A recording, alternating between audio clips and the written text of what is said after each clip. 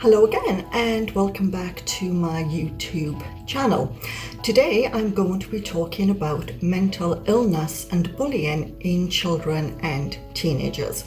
My name is Tracey Maxfield. I am a nurse, author, peer specialist and a staunch Stop Bullying and mental health advocate.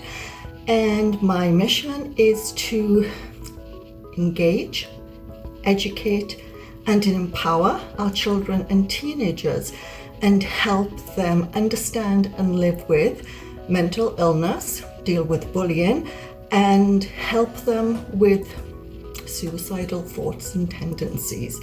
Because, let's be honest, no child or teenager should be even thinking about suicide at their age. They should be out enjoying life and developing a future and an identity for themselves. So right now, mental illness and bullying, two hot topics in the news. The irony is, even though we get all these reports about another teenager who's died by suicide because of maybe cyberbullying or intense bullying at school, which is then continued online, everyone kind of goes a little crazy to begin with. And I'm actually kneeling to try and do this in a hotel room in Wales. And even though there's such outcry, I think the challenge is that it's then very easily forgotten, and much like the school shootings, and then we don't do anything until there's another news report. Now, lots of you may be also saying, why is she talking about bullying right now? School's out. Well, I hate to tell you this, but bullying doesn't stop when your kids are out of school. It may lessen to a certain degree, but if your kids were bullied at school, when they return to school, chances are that bullying will continue.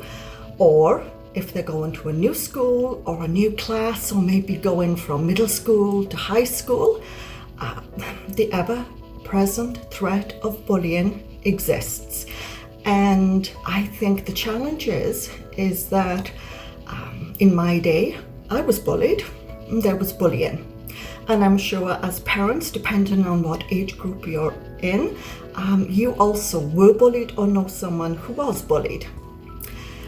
But bullying today has changed. Just look at the world around you and see what our children and teenagers are exposed to. And so bullying is very dangerous, it is very real, and it is an ever-present threat because it is no longer left behind at school.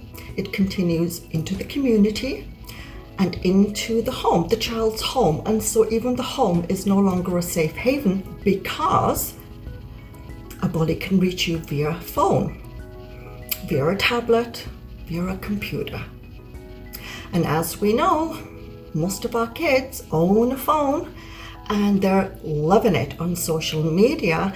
And unfortunately, there are those out there, not even necessarily children and teenagers, who bully online, but we have sexual predators and human traffickers and pedophiles and just mean people who may actually masquerade as a child and will then humiliate, embarrass, intimidate, threaten your child, your teenager. There are very different forms of cyberbullying, and actually after you've heard this YouTube video, please go to my website www.traceymaxfield.com and read the blog, because I'll be putting much more information, including some websites that you can go to and also that your kids can check out. That'll help them with cyber safety and cyber security. And so I guess one of the questions is mental illness directly related to bullying? Lots of people say no. I say unequivocally yes. I'm a classic example. I was bullied for 4.5 years at work, started to go through burnout, and then ultimately I ended up, quote, falling down the rabbit hole, which was the title of my book. And I had a major depressive disorder with suicidal attempts plus constant suicide ideation. And so yes, what bullying does is it just erodes, it eats away at you, at all of you, right? Your heart and your soul and your head, and it decreases your self-esteem and your self-worth, and it lowers your confidence, and it makes you feel like, why is this person picking on me? So as an adult, we struggle, especially with workplace bullying. So how do you think your child or teenager feels when they are dealing with this? It's easy to say, ignore it, turn the other cheek, but guess what? The bullies are now going in packs, and so it's not just that isolated kid in the playground who is the bully. It's gangs of girls, it's groups of maybe 1, 2 or 3 guys. Sometimes it's a mixture of both groups, and so it is very, very different. So the common mental illnesses that are actually associated with bullying: depression, hands down, depression and anxiety, very, very high incidence. And when you think that depression is also very closely linked to suicidal thoughts because of the hopelessness and the helplessness and the not only the emotional and mental pain, but also the physical pain that accompanies depression and actually most of the mental illnesses. Because if you've read any blogs or listened to previous videos, you know all about the brain-body connection. Everything is linked. So what goes on in the brain affects every part of the body. And so depression, very, very common, and anxiety. And you will find that the kids actually go into like a hypervigilant state. The flight, fright, fight mode is activated, and it's the needle stack on the old record player, and it just doesn't go anywhere. It just kept sticking and sticking and sticking. And that flight, fright, fight mode makes them extremely anxious. So it'll affect their digestion and headaches and insomnia and body aches and pains and feeling fatigued and nervous because they're just on alert all the time, trying to watch out for the bully, trying to avoid the bully, praying they're not going to bump into the bully. And so that does take a toll on a child or a teenager. Now, bullies, they say, always go for the shy, quirky, weak, different kind of child or teenager.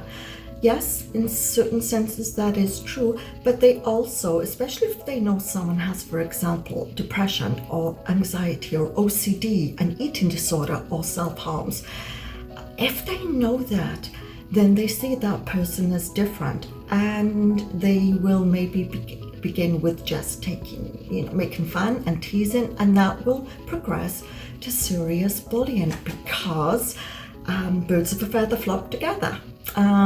If they want to be part of the in crowd, that's why you have kids joining up with other bullies to be popular, to be liked, because that is an important thing when you are a child or a teenager.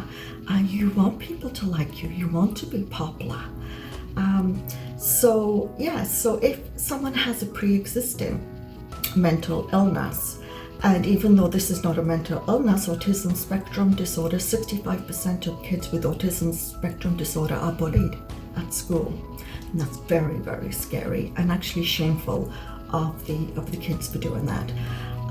So if you already have a pre-existing condition, can you imagine how much worse it's now going to get because of the bullying? And then if maybe you're just a shy, regular child, or maybe the difference is that maybe it's due to culture or religion or ethnicity or gender, and then you have people teasing you and bullying you and spreading rumors and harassing you, that just eats away at you over and over again, and it just decreases not only your own sense of self, but also your immune system. It attacks everything, and you'll start getting really sick. And so you can see how the two are linked. you cannot just tell them to turn the other cheek. As parents, as guardians, as friends, family members, you have to be there and you have to support them. You have to understand and validate their concerns, and you need to listen to them, and you need to act with them, advocate for them, because this is not acceptable. In fact, suicide related to bullying has increased to such a degree that they now have tagged a name to it. It's called bullycide. Bullycide. Can you believe this? So I want you to think on this. Every single day in the United States during school, 160,000 kids skip school for fear of bullying. They estimate 1 in 3 to 1 in 4 kids are bullied every single day. That translates into like 3 million kids missing school per month. This is just in the USA. Canada has the same problem. New Zealand has the worst problem. Bullying in schools is really bad there. Australia, United Kingdom, it's the same story, because we're all connected on that wonderful thing called social media. So your child can actually be bullied by someone in Japan, Australia, Europe, anywhere. And it just continues and continues and continues. So I think what you really need to understand is that it's simply ignoring it will not make it go away. Telling your child to turn the other cheek will not make it go the other way. You need to act responsibly. You need to stand up and empower your child to take control of their life and to stand up and say no to bullying too. And most importantly, if they're not being bullied but they know of someone, to be supportive, to report it. And we call it being an upstander, not being a bystander, because bystanders are just as bad as the bullies. To be an upstander and say, no, what you're saying is rude, it's not nice, it's inappropriate, and go and support the bully. Because what we find is when more than one person stands up to bullies, the bullies step down and move on to find another target. Now that's not good, but at least it's saving one person at a time. So I urge you to take a look at my blog. I have got lots of stats. I've got an awesome case study that occurred in Finland by a doctor, and he reported his findings, and what he has found is that the impact on a child or teenager's mental health is severe.